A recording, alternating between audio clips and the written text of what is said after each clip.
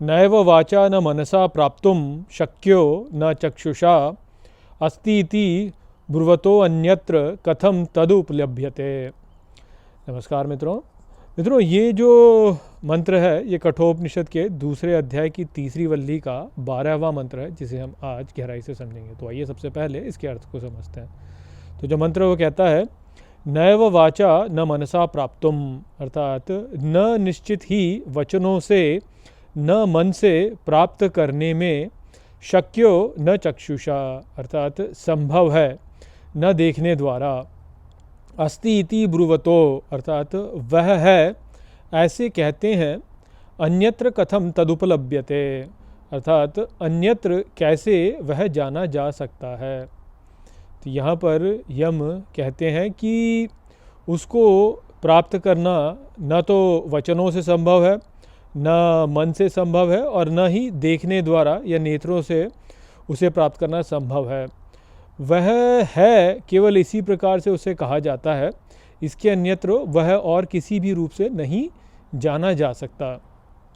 तो यहाँ पर जो बात हमको समझनी है वो यह ही है कि जो अस्तित्व है, जैसे कहते हैं ना कि जो भी वस्तु अस्तित्व में होती है उस पे है लगता है, कि जैसे कोई राष्ट्र है, कोई संस्था है, तो इस प्रकार से है लगता है उसमें। तो वो जो संस्था या वो जो राष्ट्र है उसको तो आप कह सकते हैं वह है, और फिर आगे लगा देंगे है। तो जो परम सत्य है वह केवल है, उससे अधिक उसमें और कुछ हम जोड़ नहीं सकते हैं।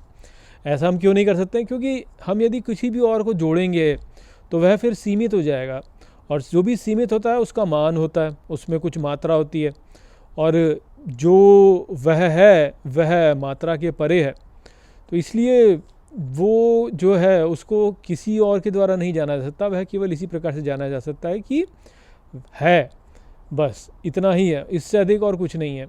और हम जब उसको अनुभव करते हैं तो हम उसे अनुभव करते हैं मैं हूँ करके, कि हम उसमें अपना जोड़ देते हैं। तो जैसे हम हैं, हमारा अस्तित्व है, ये तो हम जानते हैं कि हमारा अस्तित्व है क्योंकि हम कुछ अनुभव कर रहे हैं, पर हम उसमें जो है अपनापन डाल देते हैं, तो वहाँ से मैं आ जाता है कि मैं हूँ।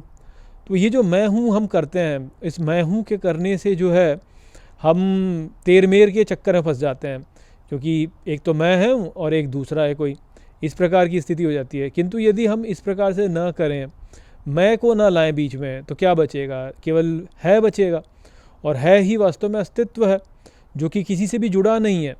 वो ऐसा नहीं कि किसी गुण से जुड़ा हुआ हो, या वो किसी भावना से जुड़ा हुआ हो, या वो किसी प्रवृत्ति से जुड़ा हुआ हो, किसी भी वृत्ति से जुड़ा हुआ, वो ऐसे किसी से जुड़ा हुआ नहीं है।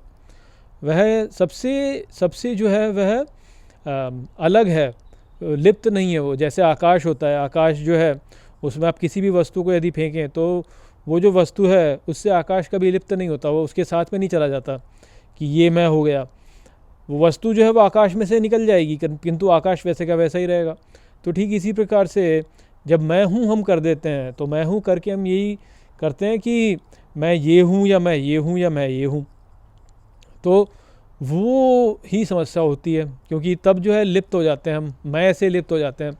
किंतु यदि हम मैं से लिप्त ना हो तो फिर क्या बचेगा? फिर केवल है बचेगा, और वह ही है जो कि अस्तित्व है, वह ही है जो संपूर्ण है।